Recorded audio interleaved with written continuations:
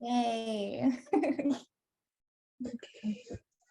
And are we pinned, Maria? You're pinned. Okay.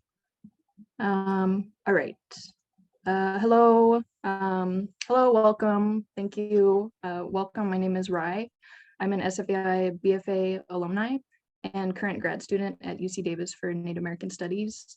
I'm here as a collaborator and a volunteer with San Francisco Artists Alumni, SFAA, and I will be introducing the artist featured today. The San Francisco Artist Alumni SFAA Spotlight Series is a monthly online talk featuring an SFAA alumni. The word community is kind of woven through the artist presentations as kind of a looser theme, but the important part is spotlighting SFAA alumni. I would like to extend a thank you to the SFAA board, including Maria here, Annie, Brianna, Christina, Linda, Marianne, Tobin, and my fellow advisors. Special thank you to the donors who sponsor this talk. A little housekeeping. If you have questions or comments, feel free to use the chat function. And Maria will be monitoring the chat as well as myself. And then we'll open it up into a Q&A at the end of the artist talk. All right. So today's spotlight highlights the work of Kezia Harrell. Kezia Harrell graduated from the San Francisco Art Institute in 2017, where she earned her BFA in painting. Originally from Ohio, Harrell lives and works in Fresno, California, where she produces multidisciplinary works reappropriating the narrative of Black American identity in history, myth, and pop culture. Harrell paints fantastical, hyperrealistic worlds of Black femme freedom. Her work draws attention to the histories of white supremacist and misogynoir violence while making space for herself and other Black people to heal and define themselves outside of the white gaze. Harrell effectively subverts the discourse of the white lens and its characterized rendering of the Black subject. Harrell's practice engages with a diverse array of media, including painting, illustration, and performance. Some of her recent work has been shown at the 2021 exhibit Shattered Glass at the Jeffrey Deitch Gallery in Los Angeles and the 2020 Power exhibit at Yard Concept in Los Angeles, just a few of the many exhibits she's shown. Please join me with a round of applause, either like this or clicking the clapping reaction emoji and welcoming to SFAA's Spotlight Series, Kezia Harrell. Thank you. That was awesome. Yay. Okay, so I have just a short PowerPoint presentation of my most recent paintings. And excuse me, because I am a little nervous. I'm just a baby. But I'm so ready to sort of explore this with you and share basically what my motive and my thoughts are as I'm building these big ass paintings and little ass paintings as well. So, let me get my little notes. Where'd they go? Okay, there they go. Do you still see me?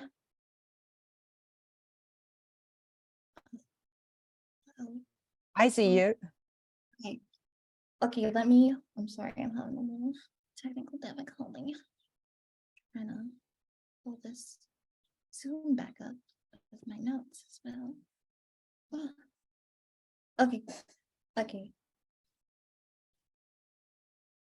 Okay, got it. Okay, so I'm ready now. We can go to the first slide, or slide 2. Okay, so this is a painting I did about reincarnation and rebirth. Yeah, this was a really fun painting to do. Whenever I go about my painting process, I try to make it fun, because I know that it has to take my attention, because the things that I tend to talk about aren't always easily digested, even by me. And I think, that's why I seek understanding it through the work. And it's interesting because when you make a body of work or a piece of art, it really do have a life of its own. And as it grows and as time grows, it really starts to shift. Its meaning starts to shift as I grow. So I've been really exploring self-portraiture, whereas I typically would paint everyone but myself. But then I came to sort of a stump where I'm like, I need to be real. I need to exist in this space that I hold for others. So, and also painting yourself is like the best way to get really good at painting, I would suggest. So yeah, so a lot of the concepts I use are heavily removed from a lot of our traditions. Hold on, let me see. Jacks. Yeah, a lot of the concepts have been so heavily removed from African traditions due to the complete and utter genocide of indigenous people. So that really wiped away thousands of years of knowledge, which keeps people grounded in their homes and in their reality. So in my work, I try to locate home as a person in the African diaspora. I feel this way, I know others do too, and that's why we're all here. Oh my gosh, am I doing okay? I'm a little nervous. Okay, so You're great. okay, this is yeah. Okay, so I guess we can go to the next piece. I mean the next slide. I just wanted to show you guys basically some of my process. I do everything out of my studio home. I mean, out of my home studio. So I use this room in my home and also the garage, and I basically make it work, like whatever it takes to do it and to build my idea. I sort of marionette it together. Yeah, like a lot of my work, it takes, I don't know, it takes really years because even just collecting the materials and all of these things, it takes years basically. So yeah, I just wanted to show what it kind of takes to do it, because many of us are creators and that's why we're here. It's like whether you're creating or not, you are. So that's a part of our human genome, is to produce and create. So yeah, we can go to the next slide. Yeah. So yeah, I would say this is like my first real oil painting. Like I think I say that though about all of them, but I think this is my first real oil painting because I did it with no one's instruction, no one telling me that you need to do this, you know. This is my first real complete oil painting since coming home from SFAI. As we all know, because as you all know, I'm an alum of SFAI, like leaving the school and not having access to the materials and just the community, like that consistent push from your professors and your friends, just that whole environment. When you get out of school, it's like all of that is gone. So sometimes it may feel like there's no purpose to create. So this was kind of my this was kind of my moment of saying, no, I have this degree in painting and I need to really amplify and use it. So yeah, I really worked my damnedest to get this thing to work. Like even just from the beginning in building the surface, I'm like, how am I gonna do this? I'm in Fresno. All I know is Home Depot. I'm like, I'm always making solutions to problems. So I pulled my strings and I got the panel built with my friend Ariel, who's a muralist here, Ariel Bird here in Fresno.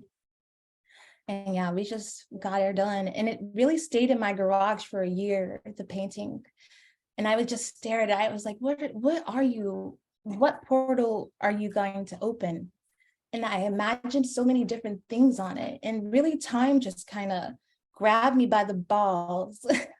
Like it just kind of took me and it was like, you need to really explore what's really in your mind and what's in your soul.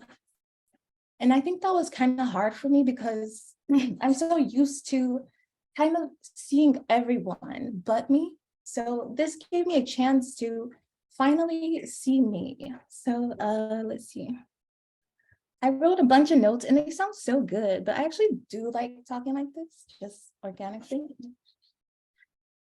But there's a lot of concepts in my work, so it's hard sometimes for me to focus on one thing, so that's why I wrote the notes. But let me scroll and see which part I want to share with you, because I started going off on a tangent a little bit.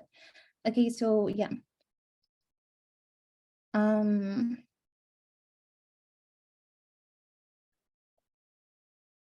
Okay, I kind of already said that though. Okay, you're doing good talking. Okay, so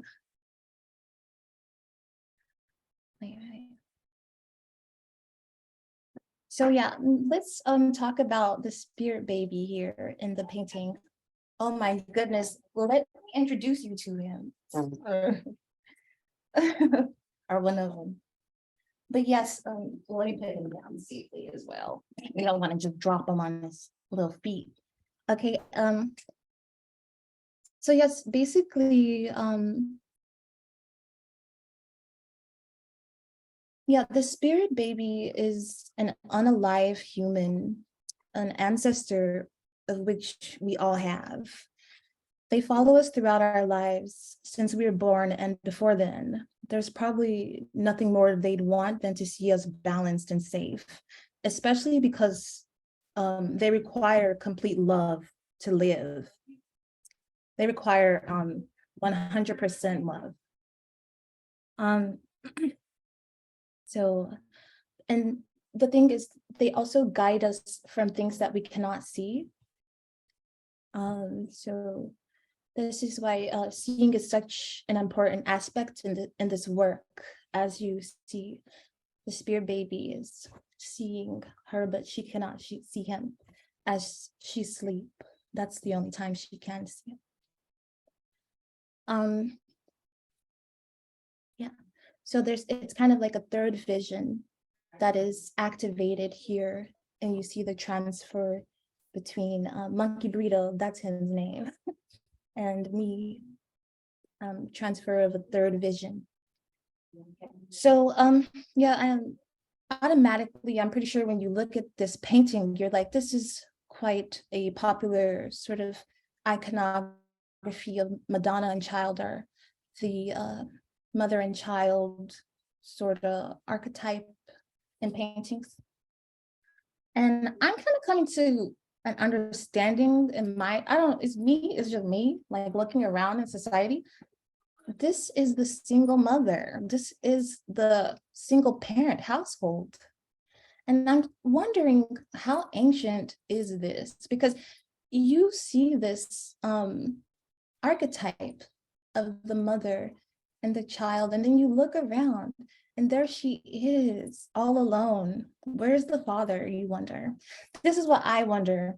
And honestly, this painting is so deep to me too, because as time goes by, it just keeps showing me things. Like, so just using like those sort of religious motifs, it's intense, it's real, it's intense. And like, it's kind of impossible, am I ranting? It's kind of impossible not to make paintings that aren't religious. I think paintings are extremely spiritual. Like, that's a body, right?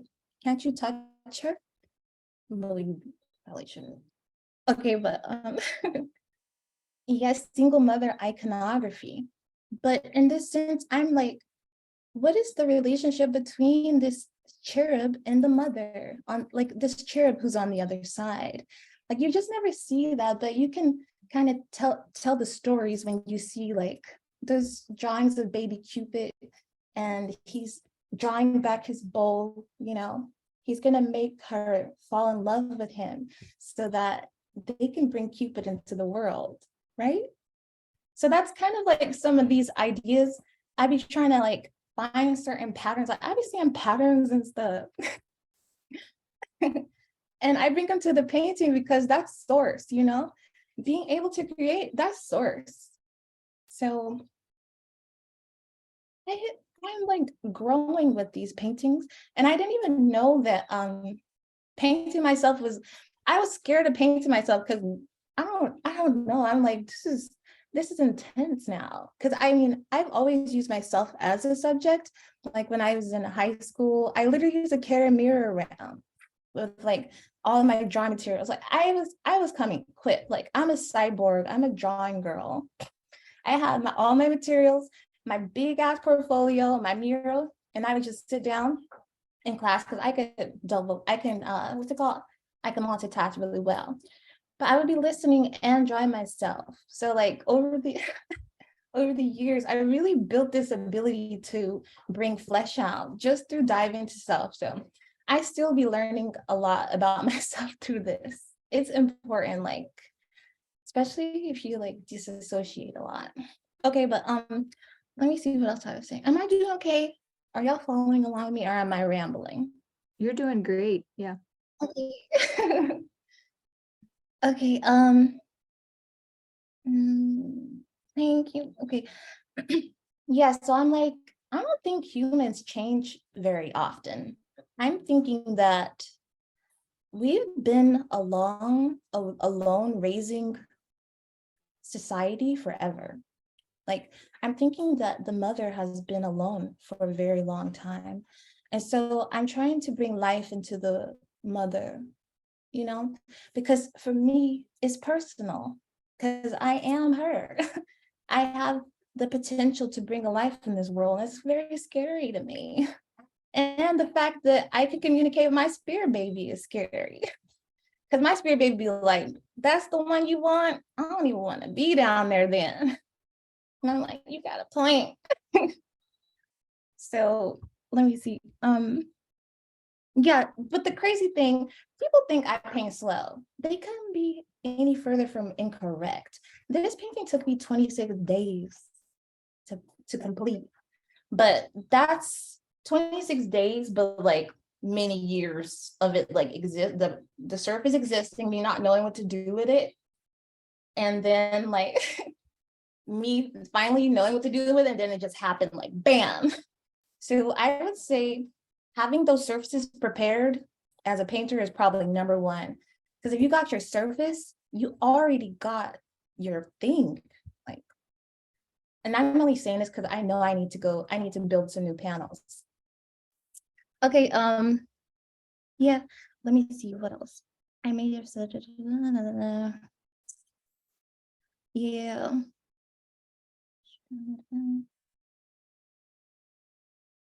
Yeah, I said everything. Oh, I'm doing a good job.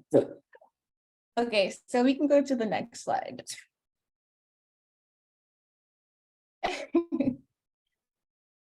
Okay. This was my first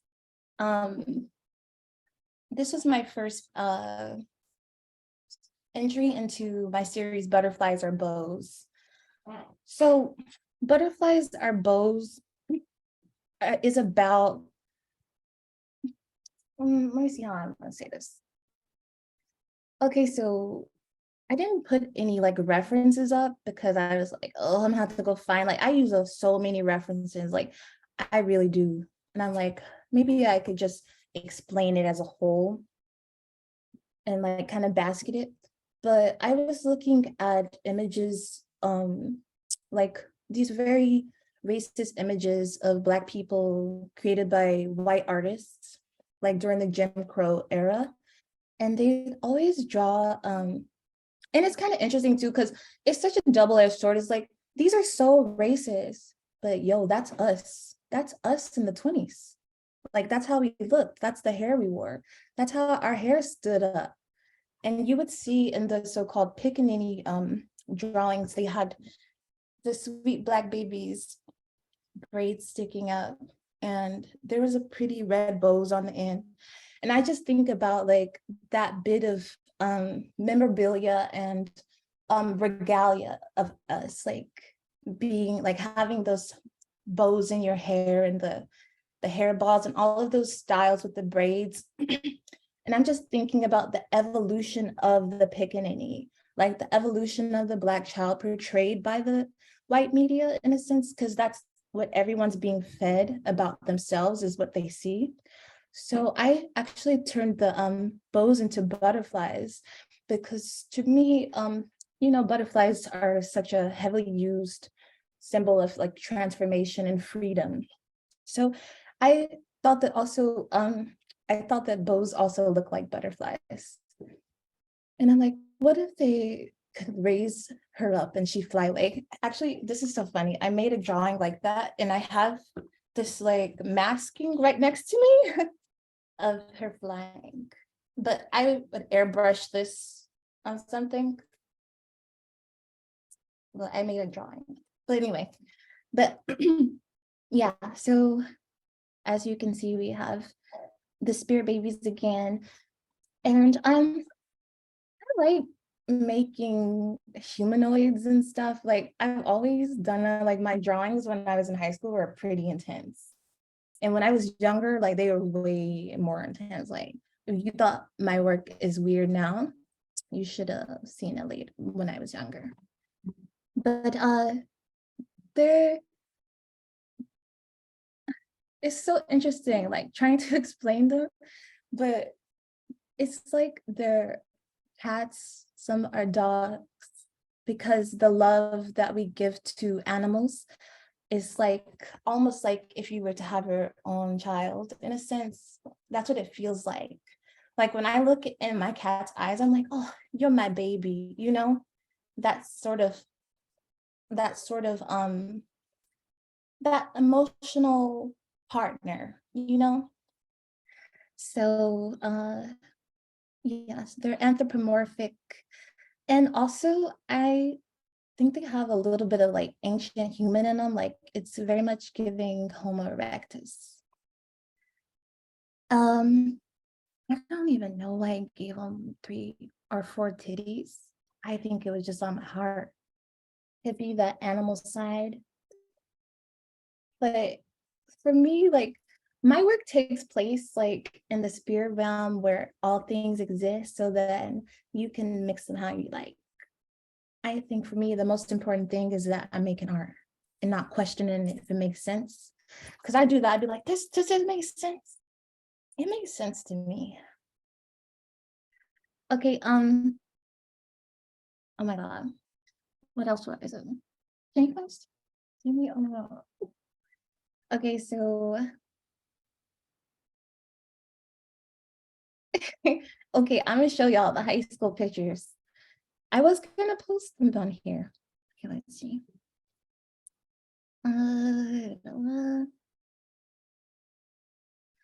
Yeah, so yeah, in this piece, I'm turning poison into medicine.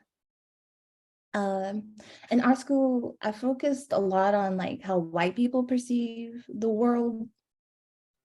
And now I'm focusing on how African and indigenous people view the world. And I think I was heavily focused on the way white people see it because I've never been in that kind of space before as well. And so I also became like a product of it.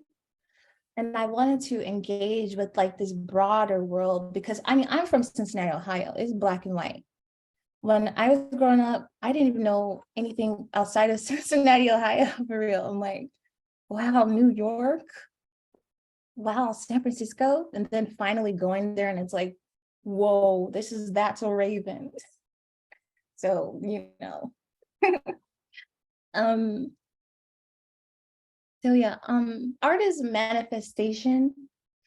I use it in that sense. And honestly, it's very powerful, like kind of scary. Yeah. I wrote some, let's see what okay, wait. I said something pretty profound here.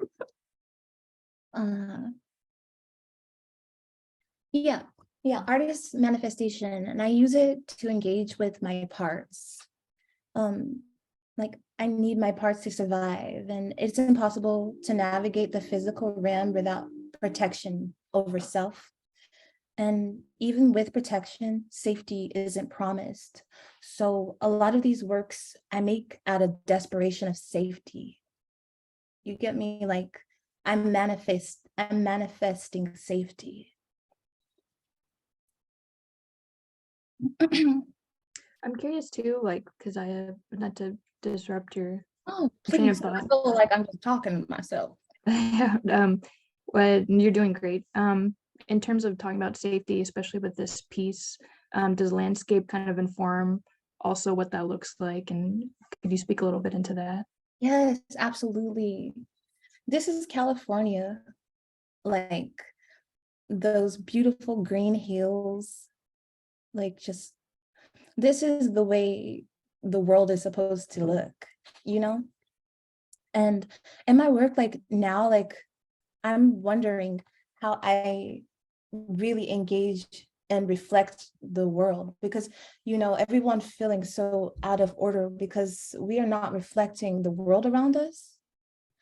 So in my pieces, I want to reflect, I mean, I want to see I don't know, I want to see my reflection in nature, you know?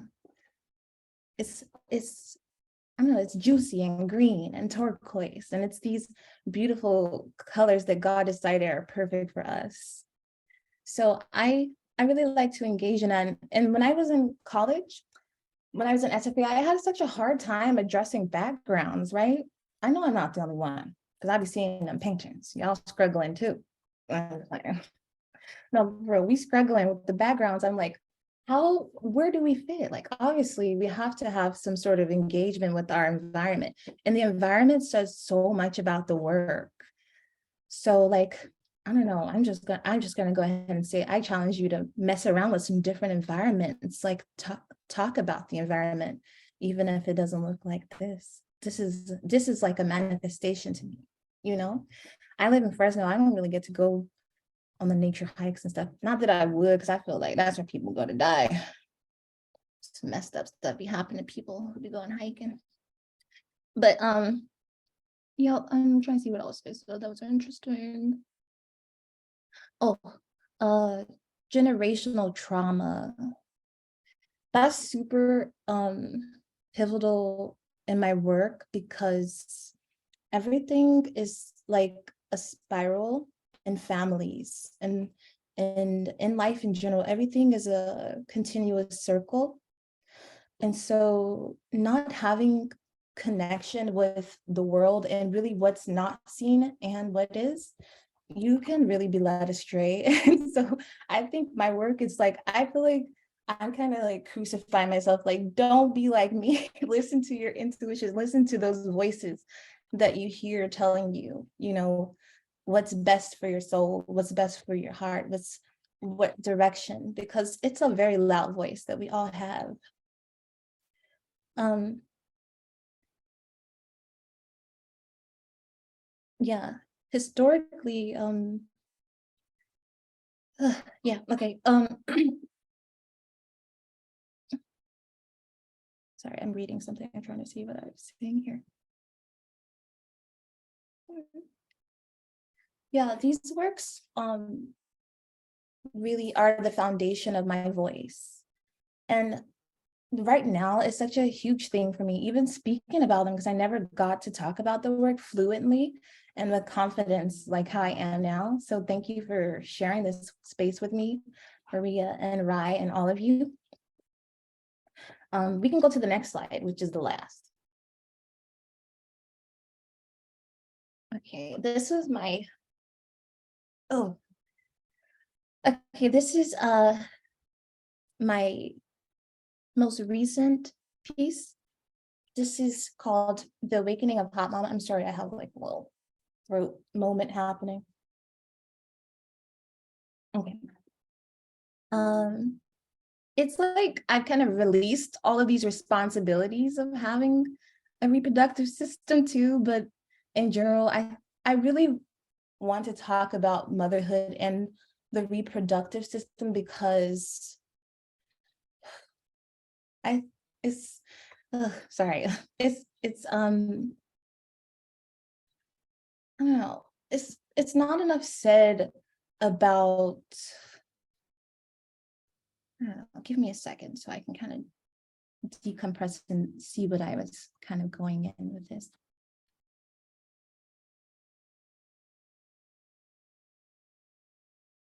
Yeah.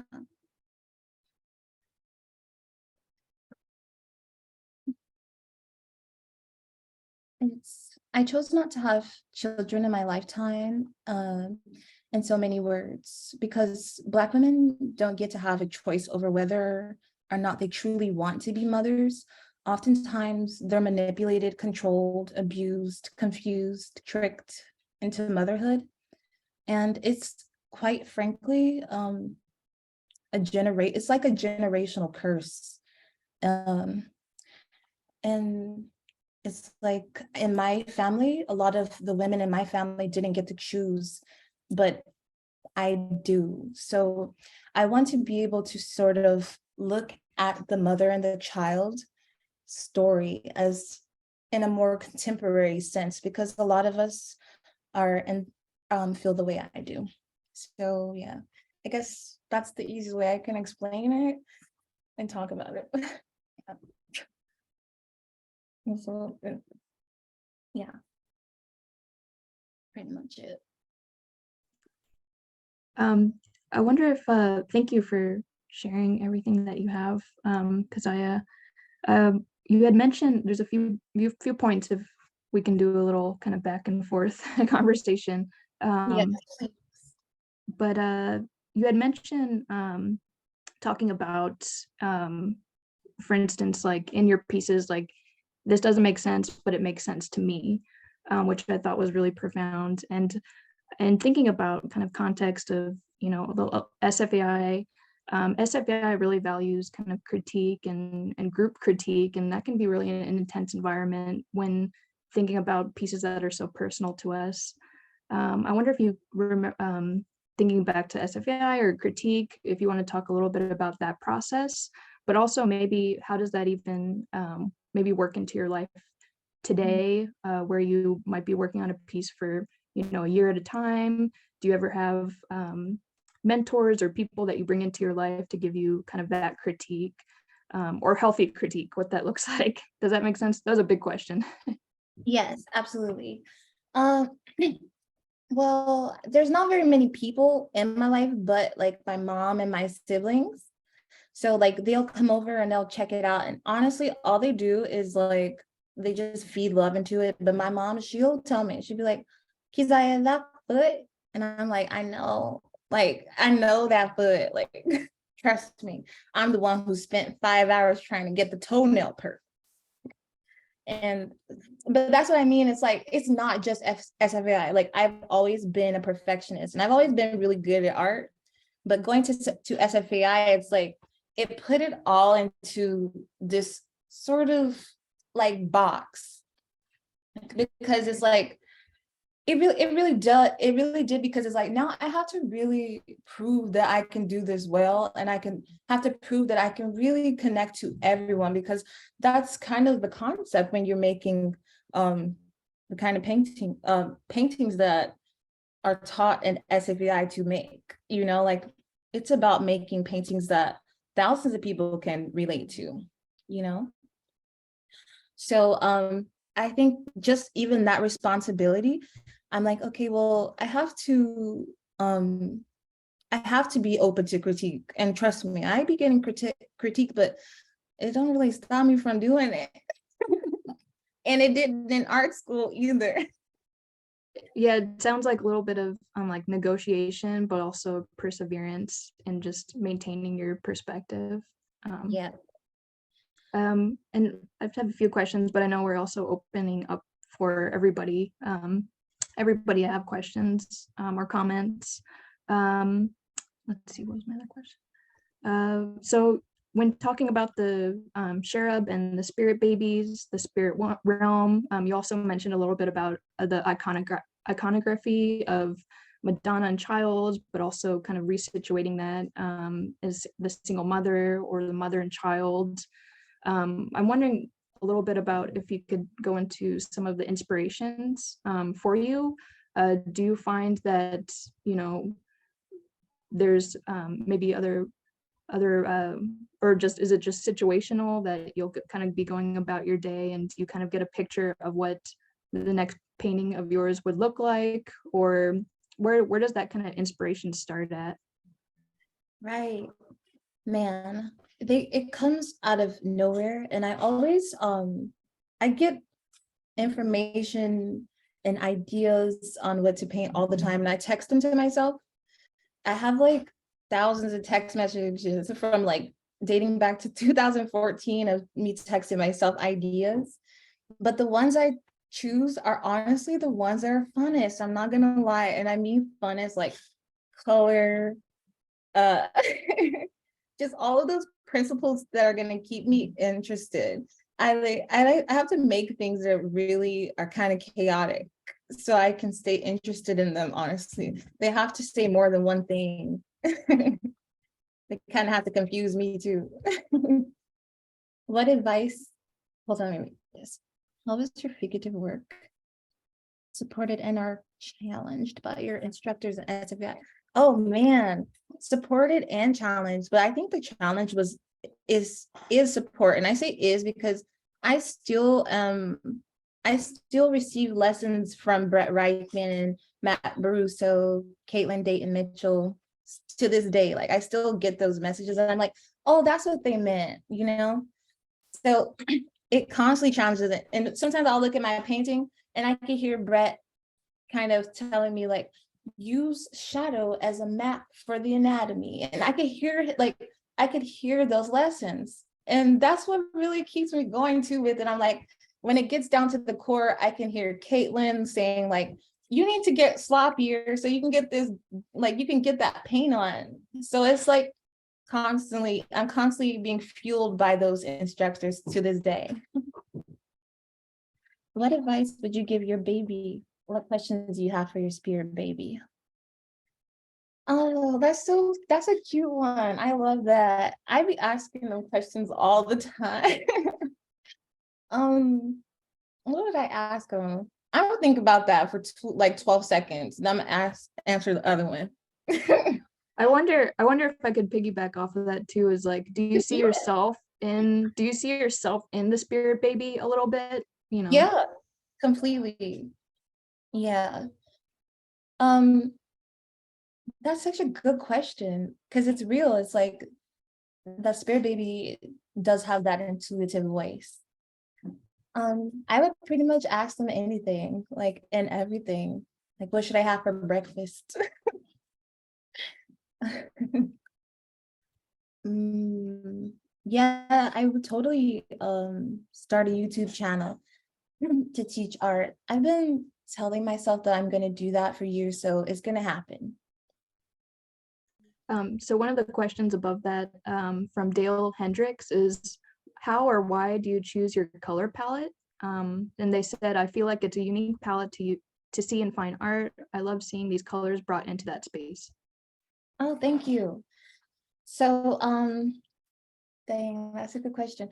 I love grass. I love painting grass, the repetitiveness and how I can just totally zoink out and just like the green. And green has like such a wide spectrum of colors, like, and they're just so like they touch your soul, like they make you want to, like I know how I want people to feel when they see my work. So I'm like, I want them to feel appreciative for life and for the beauty of life and being able to maybe see those things. Because you would probably look at the grass on the ground and be like, okay, it's just grass. But if you probably see my paintings like and they're overly glorified, you probably be like, that's some nice grass right there. Do you see the way the sun is making it so chartreuse? So I think it's just my affinity for nature and like just those I guess it's, yeah, I mean, it's so funny. I have this, I did this album cover for the movie Zola, and you got a point. I do use the very similar limited color palette, blue and well, it's more of like a cyan and chartreuse. Those are my faves. The question underneath is from DeMarco Emmons, is, considering your mention of generational trauma, how do you use art as therapy? Oh, thank you for asking that. Um, in every way possible. It it brings a permanence to my emotions that maybe I'll compartmentalize them and put them away for later, but the painting holds them all, and it creates a protection. Like that's what I was saying, like the object of art is, it's like I don't know, it's like an oracle.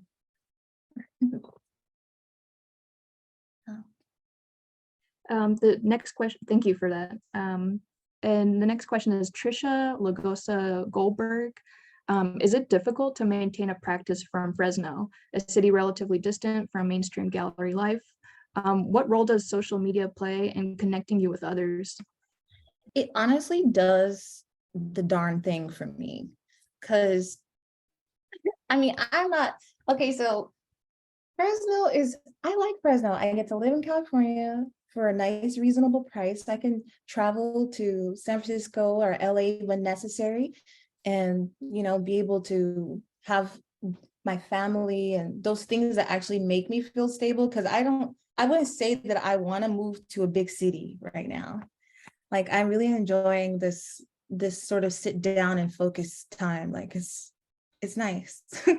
I have those that ability to go to the gallery when I need to, but what I need to do is be painting my ass off right now. So, and social media is good because then I never feel like I don't have friends, because I can just go on there and LOL with people, and that's nice. The question from Tatiana Winfield is, what role does your comics play in your storytelling through art? That's such a good question. Okay. Oh, that's such a good question. I think my comics I think when I started making comics, my art started becoming more fun. Like, it started becoming more fun for me. Like, I'm like, this is Kezia, you know? I started feeling like, okay, I can really engage with the world through these panels. Oh, can I show you guys some of it? Okay.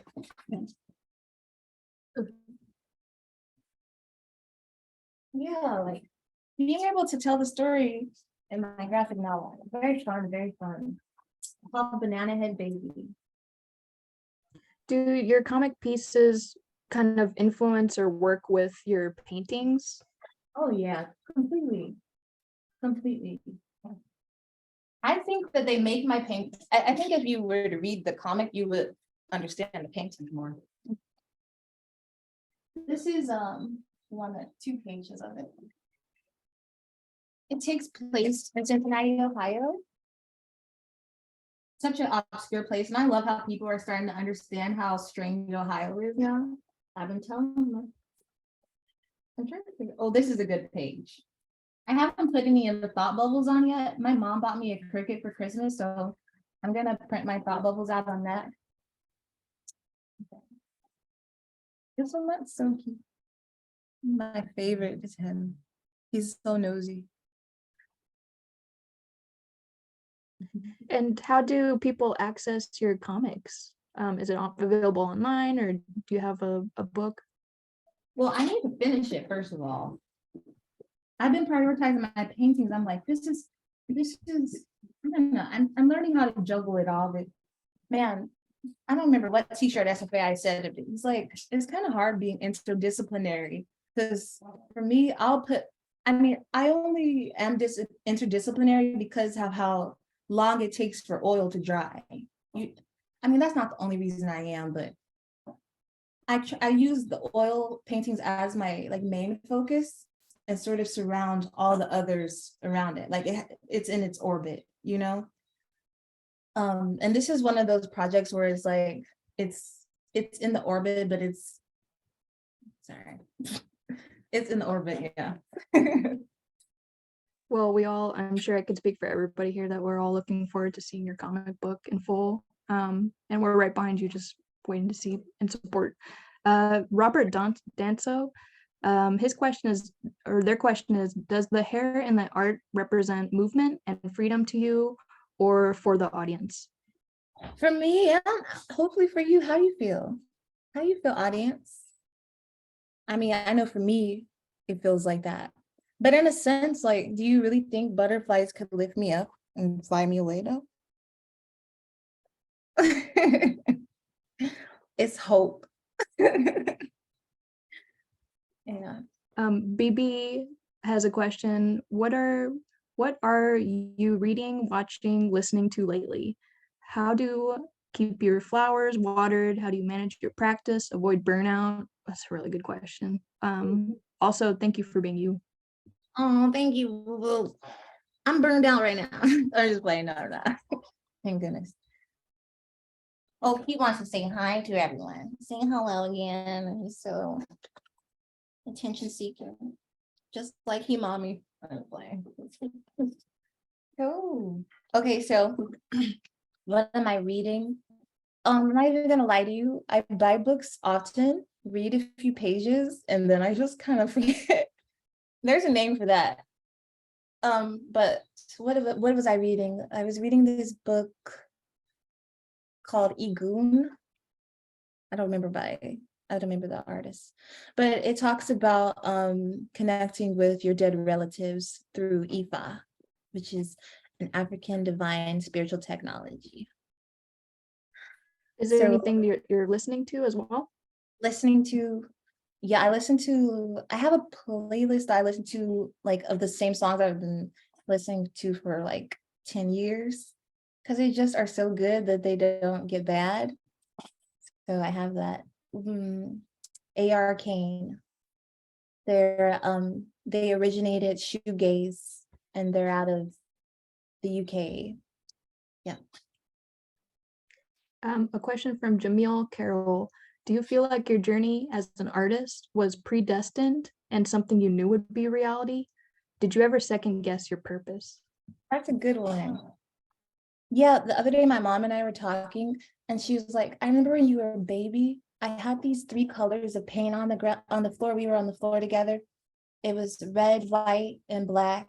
And you were just captivated by those colors. Like, I'll never forget. She said I was like 4 months. And my mom and my dad always ensured that I had art supplies because I just always been a little artist. And then you can't tell no Leo they're good at something because then they really start believing it and they're like, okay. Because when I was in elementary school, I was the kid that people would ask to draw things. So I'm like, okay. Has anybody, sorry, the question from Crystal Galindo, has anyone ever asked to paint you? And how open would you be to seeing yourself from the view of another artist? Heck yeah, I would love to be painted. I would love to paint you, Crystal. And sorry. Sam DeBell asked or said, I'm so impressed by the amount of meticulous planning of your compositions and your staging of reference photos. Is there a time in one of your recent paintings where the work surprised you with something along the way? Yes. Like, something surprised me along the way? Like, can you give an example of what you mean? I'll answer the first bit of your question. Can we unmute Sam or unmute everybody? Yeah. Can we unmute everyone? Only in Ohio. Yeah, I can elaborate on it a little bit. I guess what I meant is just seeing like how meticulously you plan everything down to like the picture of yourself, like with the braids and the flowers in them. Is there anything like while you're creating your work that comes up that you weren't expecting? Because I don't know, it just seems like everything's so planned that like, down to like exactly what you're gonna do, down to the colors. Is there anything that like decisions that happen while you're painting that you're like, oh, I'm going to put that there, or I didn't think I was going to want something like this, and then it changes? Yeah, just like how does it change in process? Oh yeah, completely. That happens with all of the paintings. And even over time, they really become something else. And I'm like, I have no control over who you are becoming. But I was gonna put a tree on Hot Mama Americana because I felt like it was so horizontal. I was like, I need something vertical. And then I was like, that looks like I put that tree there because it looked too horizontal. So I took the tree down. Like I always do stuff like that. Or I'll like take pictures of my paintings and I'll just scribble on them on like my Instagram story drawings just to kind of see what a color would look like. Like it really is the painting making me do it. Like I don't have nothing to do with this. I'm just a set of hands. Like it's really the painting. Maria, did we unmute everybody? I gave everyone a chance to unmute themselves. Okay, So so yeah. Naya Lee, did you want to say your question? Hi, I'm actually hiking, so I hope I don't die. I was just wondering if you have any prints for sale and how we can continue to support you. Yes, there's gonna be prints for sale soon, but I don't know, just be there, like, and understand it takes a little time. Like, I'm a person. I'm not a production factory. So like when it happens, it's gonna be very special. And I want them to be able to be in people's houses, you know? Like I want people to have access to them because shoot, I can't even have access to them. Ask Kate, you can ask any question, boobies. Ask them. Hi, how Hi. are you? Good Hi. to see you. You said something really beautiful about painting. You said it's like religion. There's like, you can't look at a painting without thinking of religion. I've been thinking more about mysticism and religion, and this is something that I think you would find, and it's hard to find them intersecting with each other because they inherently negate each other. So I would love to hear more about how you so beautifully involve mysticism with religion through paint. Wow, that's so beautiful. Okay, I don't even know that I didn't even know that I was intentionally doing it until I had a spiritual awakening. You know, I like last year, and that's what I refer to it now because it feels better on the soul. Last year I had a severe manic episode, and it was really just all the trauma in my life combined into a head that I couldn't ignore, and it exploded. But it was beautiful because the whole time I was so totally protected, like what the work describes. So just being able to see that, it gave me like trust in life. So it's kind of impossible not to have trust in life. And when you're creating, it's like you're mirroring God. So I think that's where I maybe didn't acknowledge that before, because I would probably have never said that my paintings were religious. But yeah.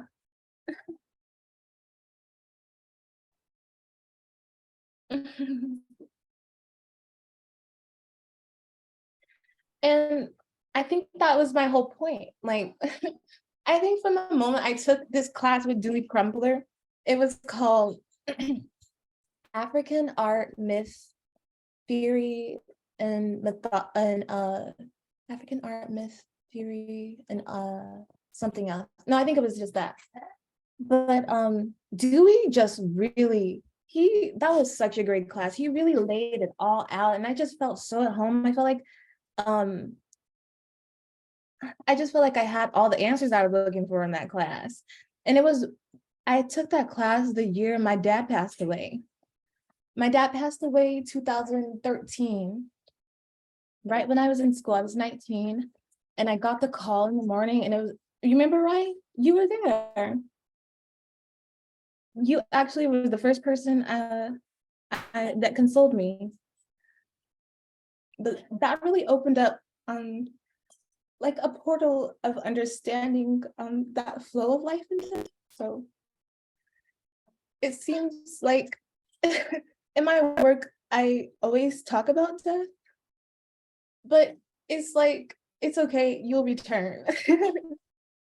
So it's like, I think that's where it hurts everyone, is losing someone. So I want to be able to help people not feel that you're lost. Yeah. That was beautiful.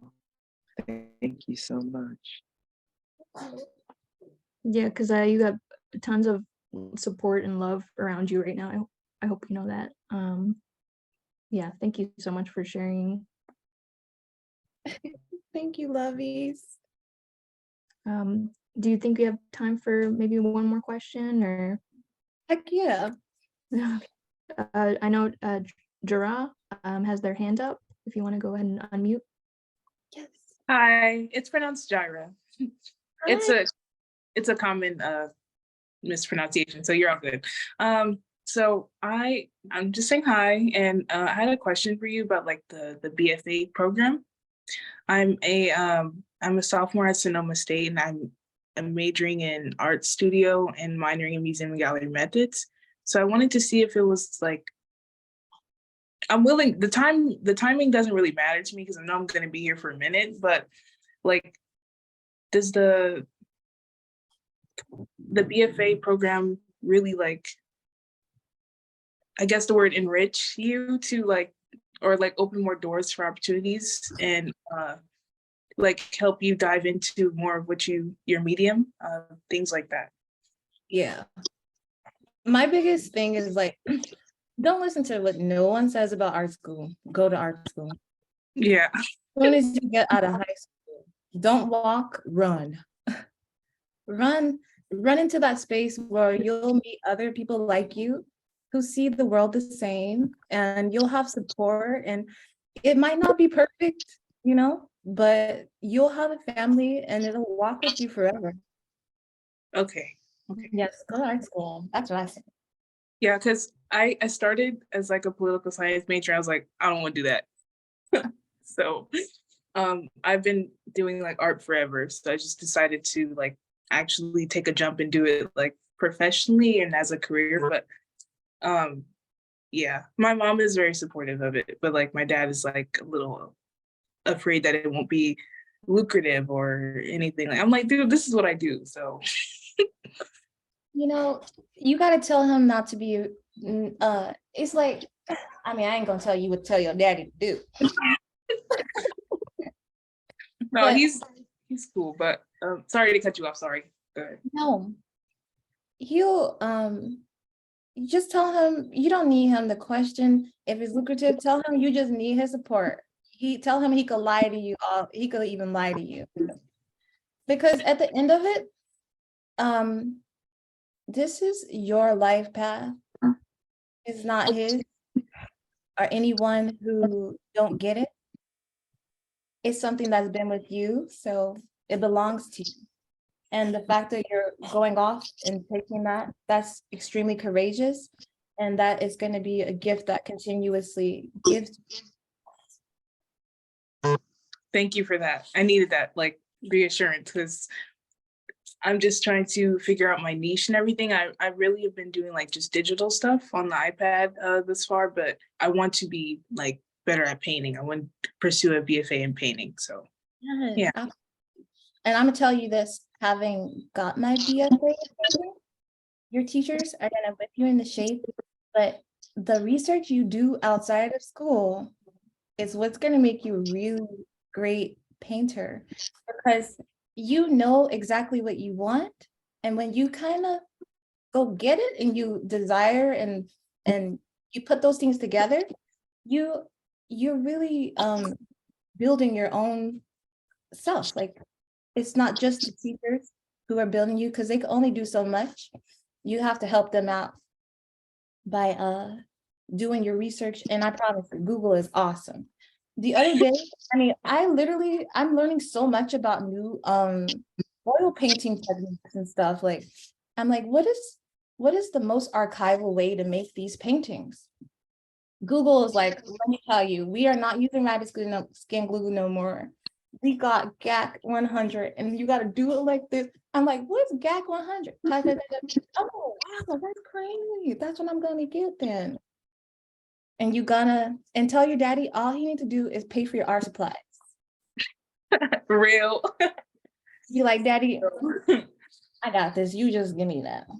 Yeah, I mean, I feel like I'm not going out of my way to like prove anything to him, but I feel like his confidence in me has definitely increased since my last 2 university shows. So I was like, I can do it. Like there's Hey, we love So, that.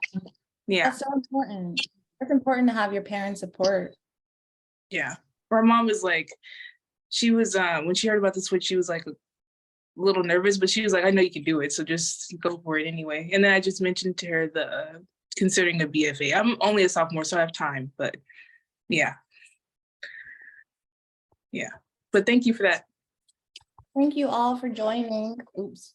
Thank you, Al. Do you have any last words in terms of how can people see you, kind of what you're up to? Is Instagram the best place?